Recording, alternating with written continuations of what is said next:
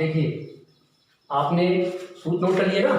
अब आप इन्होंने एक दो एग्जाम्पल अभी देखे हैं इनवर्स फंक्शन के, और एक आधा एग्जाम्पल देखते हैं कि जब इन्वर्स हो जाता है कंपोजिट फंक्शन में तो कैसे करते हैं कंपोजिट में इन्वर्स हो जाने पर। देखिए जैसे एग्जाम्पल के तौर पर मैंने ले लिया y equal to sec tan inverse x। अब यहाँ हम देखें कि हमारा जो मेन फंक्शन है वो सेक के लिए, और सेक में जहाँ चर x होना चाहिए वहाँ पर कौन आ गया, tan इनवर्स x आ गया। तो जब ये tan इनवर्स x आ गया तो हमको क्या करना है कि हम देखें कि यहाँ चर ना होकर के स्वयं एक फिर फंक्शन है, तो ये कंपोजिट फंक्शन हो गया। तो हम सेक के लिए भी आप डिफरेंशिएशन करेंगे और tan इनवर्स के लिए भी करेंगे, या तो आप पिछले नियम के अनुसार करें। जैसे हम मान लेते थे कि इसमें जो कंपोज किया गया है फंक्शन उसके लिए हमने मान लिया tan inverse x equal to u। तो u का जो फंक्शन है वो u के लिए है और उसका चर कौन है x। तो हम u का डिफरेंशिएशन x के अकॉर्डिंग अगर करें तो du upon dx equal to 1 upon 1 plus X square, यही सूत्र भी आपने नोट किया है। अब u किस में होना चाहिए, y के फंक्शन में होना चाहिए। y फंक्शन y जो है उसमें चर u है, तो इसका करते हैं dy upon du। sec x का आपने मालूम है आपको sec x tan x होता है, तो यहाँ हो जाएगा sec u tan u। तो इस हिसाब से आपका dy अपॉन du और du अपॉन dx इनका मल्टीप्लाई कर दिया गया, तो ये आपका dy अपॉन du का हो गया sec u tan u और इनटू इसका आ गया अपॉन में 1 प्लस एक्स स्क्वायर। अब u की वैल्यू पुट करते हैं, यहाँ du कैंसिल होकर के ये आपका dy अपॉन dx आ गया। sec tan इनवर्स x और tan इनवर्स x ये आपका हो गया और अपॉन में 1 प्लस एक्स स्क्वायर। अब आप पिछले फंक्शन से आप जानते हैं कि ये tan और tan इनवर्स x है, तो ये ट्रांसफर होकर के कौन दे देगा, x दे देगा।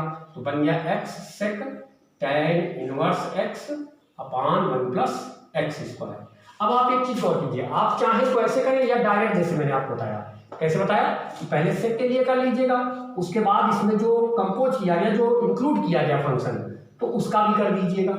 चर के स्थान पर फंक्शन आ गया उसका भी कर देंगे, तो क्या हो जाएगा dy अपॉन dx। डायरेक्ट अगर करें तो d अपॉन dx पहले किसके लिए, मुख्य फंक्शन के लिए सेक tan इनवर्स x, फिर किसके लिए tan इनवर्स x के लिए। तो क्या हो जाएगा sec x का, जैसा अभी आप जानते हैं sec x tan x होता है, तो sec के लिए x का काम कर रहा है tan इनवर्स x, और tan के लिए x का काम करेगा यही tan इनवर्स x, और tan इनवर्स का हो गया 1 अपॉन 1 प्लस एक्स स्क्वायर, और ये ट्रांसफर होकर के केवल x देगा।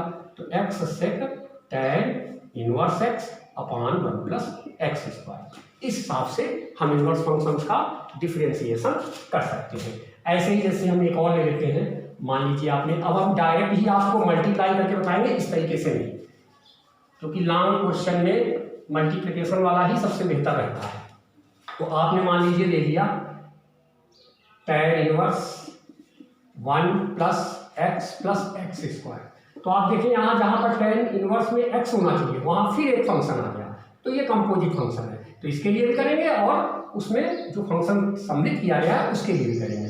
तो जब हम dy अपॉन dx करेंगे तो हो जाएगा पहले d upon dx tan inverse 1 plus X square के लिए होगा, उसके बाद किसके लिए होगा, हाँ इसके लिए d upon dx 1 plus X square के लिए। तो इसका आपका tan इनवर्स का भी आपको बताया गया 1 अपॉन 1 प्लस एक्स का स्क्वायर, यहाँ पर x है ये 1 प्लस एक्स स्क्वायर। इसके लिए x का तात्पर्य चर से होता है, और यहाँ इसमें चर, ये चर का कार्य कर रहा है, कौन से फंक्शन में कौन चर का काम कर रहा है, इसका स्क्वायर करना होता है x का, तो इसका स्क्वायर हो गया, और इसका अगर करेंगे तो 1 का 0, x का 1, एक्स स्क्वायर का 2x, कुल मिलाकर के आपका हो गया 1 plus 2x upon 1 plus X square whole square. ये आपका आंसर हो गया। और दोबारा बताएं, आप देखिए tan इनवर्स में कौन है, x नहीं है, ये क्या है, फंक्शन है, तो tan इनवर्स के फंक्शन में ये फंक्शन सम्मिलित किया गया, तो ये आपका निहित फलन हो गया। जब ये आपका निहित फलन हो गया तो सबसे पहले हम इसके मुख्य फलन का करेंगे और मुख्य फलन के बाद उसमें निहित फलन का कर देंगे। तो ये इसमें ये निहित है तो इसका भी दोबारा हो गया। तो पहले tan इनवर्स का होता है 1 अपॉन 1 प्लस एक्स स्क्वायर, तो इस tan इनवर्स के लिए x का रोल ये फंक्शन कर रहा है, तो इसका स्क्वायर हो गया। और इसका जब करेंगे तो ये अलग अलग पद है जो आपने कक्षा 11 में पढ़े हैं, सबका अलग अलग अवकलन कर दिया जाता है। तो 1 अचर है तो 0 हो गया x का, 1 हो गया x स्क्वायर का 2x हो गया। ये आपका कुल मिलाकर के इतना प्राप्त हो गया। अब जैसे इसमें इसी में कुछ सवाल बेटा ऐसे भी होते हैं जिनमें हमको यहाँ पर चेंज करना पड़ता है। चेंज करके भी हम लगा सकते हैं या बिना चेंज किए लगा सकते हैं। कैसे? जैसे एक एग्जांपल मैं आपको देता हूँ। आप जैसे एक न्यूमेरिकल ले लीजिए, 10 मिनट टाइम दीजिएगा। आप देखिए, अगर आपने ले लिया tan inverse under root 1 minus sine theta 1 minus sine x upon 1 plus sine x, suppose कीजिए ये। तो इसको एक लगाने का तरीका ये है कि आप डायरेक्ट चलें, डी वाई अपान डी एक्स, डी अपान डी एक्स पहले किसके लिए? tan इनवर्स के लिए। इसमें tan इनवर्स के लिए चर x का कार्य कर रहा है, ये अंडर रूट का पूरा फंक्शन अपान 1 प्लस साइन एक्स। और इसमें चर जो है वो एक फंक्शन है तो इसका दोबारा हम करेंगे 1 minus sine x upon 1 plus sine x. और इसमें भी अभी जो अवकलन होगा, जैसा मैंने बताया कि अगर चर पर पावर या फंक्शन पर पावर लगी हो अचर राशि में, तो सबसे पहले पावर के लिए करते हैं। अंडर रूट भी एक पावर है, इसकी पावर होगी 1/2, तो पहले उसके लिए ऑपरेट करेंगे। तो फिर उसके अंदर ये फिर फंक्शन है, तो इसका मतलब इसका भी हमको करना पड़ेगा 1 minus sine x upon 1 plus sine x का भी करना पड़ेगा। तो 3 आपको डिफरेंशिएशन करने होंगे। tan इनवर्स का लिखेंगे और इसका आप लिखने के बाद इसका आप पहले घात के लिए करेंगे, फिर इसका अंश बटे हर से करेंगे। काफी बड़ा सवाल हो जा रहा है। इसका भी करेंगे अंडर रूट से और फिर इसका अंश बटे हर से करेंगे। सोचिए आप कि 1 अपान 1 प्लस एक्स स्क्वायर जगह इसका स्क्वायर करेंगे, उनका क्रॉस मल्टीप्लाई करके अंश हर में परिवर्तन करेंगे, यहाँ पर घात के लिए करेंगे, फिर इसका अंश बटे हर से करेंगे। बहुत बड़ा होता है। तो ऐसे सवालों को छोटा करने के लिए अगर जरूरत पड़े तो हम चेंज करें। हाँ, यदि आप चेंज नहीं कर सकते हैं किसी मुख्य फंक्शन में जो फंक्शन सम्मिलित किया गया हो, वो अगर चेंज करके ट्रिग्नोमेट्रिकल सूत्र आपने फर्स्ट ईयर में पढ़े हैं उनको उनके माध्यम से चेंज करके अगर ये छोटा हो जाए तो आप छोटा करें, और अगर छोटा नहीं हो रहा है तो आप इसी क्रम से डायरेक्ट लगाएंगे। जैसे अब छोटा इसको करेंगे तो हम कैसे करेंगे? देखिए, आप इसको हम थोड़ा सा कैलकुलेट करेंगे। क्या करें? हाँ, आप जानते हैं tan इनवर्स, आप इसको लिख सकते हैं cos 1 की जगह cos square xy2 minus plus sine square xy2 लिख सकते हैं, और साइन x की जगह लिख सकते हैं 2 साइन xy2 cos xy2। इसी प्रकार ये अपान में जो है इसको भी लिख दें cos square xy2 plus sine square xy2 और plus 2 sign xy2 cos xy2। अब देखिए a square plus b square minus 2ab, तो ये होल स्क्वायर हो गया। ये बन गया tan inverse under root cos xy2 minus sine xy2 the whole square, और अपान में भी ये क्या बन गया? Whole square. इसमें प्लस में 2ab के रूप में है तो cos xy2 plus sine xy2 का होल स्क्वायर। दोनों का रूट ले लिया आपने तो बन गया tan inverse cos xy2 minus sine xy2 upon cos xy2 plus sine xy2। अब ये सूत्र आप चाहें तो इसमें cos xy2 का ये अंश के प्रत्येक पद में भाग देते हैं, हर के प्रत्येक पद में भाग देते हैं, तो क्या हो जाएगा? tan inverse. इसमें आपने किसका भाग देने कहा? हमने cos xy2 का इसके प्रत्येक पद में इसके प्रत्येक पद में भाग कर दीजिए, या कह सकते हैं कामन लेकर कैंसिल कर दीजिए। तो अगर भाग करेंगे तो इसमें ये बचेगा समान समान का 1 माइनस साइन में जब cos का भाग देंगे तो हो जाएगा tan xy2। इसी प्रकार ये बन जाएगा 1 प्लस tan xy2। समझ में आ रहा है? cos का भाग दिया तो tan में चेंज होकर आ गया। अब जब tan में चेंज हो गया तो आप देखिए 1 माइनस, ये आप देखिए भाग देने पर जब इतना बदल गया 1 माइनस tan, ये 1 minus tan theta upon 1 plus tan theta का सूत्र के क्रम में हो गया। ये हो गया tan inverse tan π/4 minus theta जगह है x अपान 2। अब ये देखें प्रतिलोम फंक्शन से है तो tan इनवर्स और tan ट्रांसफर होकर के ये दे देंगे, कितना आ जाएगा y इक्वल आ जाएगा π/4 माइनस x/2। तो अब आपने देखा कि उसमें बहुत बड़ा कैलकुलेशन आपको करना पड़ रहा था, तो काफी बड़े रूप में वो जा रहा था, तो उसको हम लोग क्या करेंगे? ऐसे कर देंगे। लेकिन ये हर जगह संभव नहीं हो पाता है, जहाँ संभव ना हो वहाँ पर आप डायरेक्ट ही करेंगे। और एक एग्जाम्पल आपको बता देंगे। अब ये आपका छोटा सा बन गया, तो इसका अगर हम dy dx करेंगे तो क्या हो जाएगा? ये कांस्टेंट वैल्यू है तो इसका 0 हो जाएगा, -1/2 d/dx x का डिफरेंशिएशन 1 होता है, कुल मिला के -1/2 आपका आंसर हो गया। तो अगर आप देखें तो अगर आप सर रिपीट कर दीजिए। तो जब आप इसको और एक बार मैं फिर बता दे रहा हूँ आपको, आप देखिए tan इनवर्स में ये फंक्शन है और उसके अंदर भी ये फंक्शन है। तो एक तरीका ये है कि हम tan इनवर्स के लिए करें, फिर रूट के लिए करें, फिर इसके लिए करें, मगर उसमें जब आप अलग अलग करेंगे तो सवाल बहुत बड़ा हो जाता है। किंतु कुछ सवाल ऐसे होते हैं जिनमें आप डायरेक्ट ही आपको करना पड़ेगा, चेंज करके आप नहीं कर सकते। और अगर चेंज करने से थोड़ा छोटा हो रहा है तो आप उसे छोटा करें। जैसे आपने देखा कि इसको हमने चेंज कर दिया, जब चेंज किया तो कितना छोटा सा ये बन गया जाकर के, सिंपली ये आपका इतना फंक्शन बचा और इसमें दोनों तरह का अलग अलग करना। एक और एग्जांपल आप देखें, ये नोट किया y बराबर tan इनवर्स 4√x/1 - 4x। इसको कैसे चेंज करें? अगर आप चेंज नहीं कर पा रहे हैं तो आप पहले tan इनवर्स के लिए कर लीजिए, फिर इसका अंश बटे हर से कर लीजिए। क्या करेंगे? tan इनवर्स के लिए कर देंगे, फिर उसमें जो निहित किया गया है, जो सम्मिलित किया गया है, वो भी एक फंक्शन है। तो ये किस रूप में है? भिन्न के रूप में है, फ्रैक्शन के रूप में है, तो अंश बटे हर से इसका भी अवकलन आप कर देंगे। अब इसमें आपको साइड करना है तो कैसे क्या करें? हम इसे चेंज कर रहे हैं थोड़ा सा, tan इनवर्स। इसके लिए आपको ट्रिग्नोमेट्री के सूत्र याद होने चाहिए फर्स्ट ईयर के। इसको मैंने दिया 2 × 2√x, अपान में भी क्या किया 1 - 4 का 2x² का x का रूट लिया √x और इसका स्क्वायर। अब आप समझ रहे होंगे कुछ लोग कि क्या होने वाला है।